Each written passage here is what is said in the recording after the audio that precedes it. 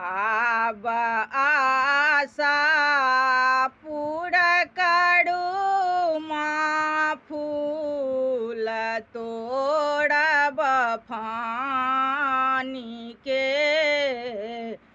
आब आशा पूरन करू माँ फूल तोड़ब फानी के।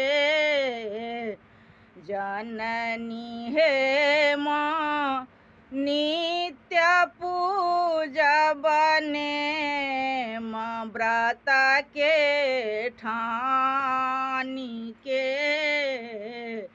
जननी हे माँ नित्य पूजब नेम व्रत के ठानी के।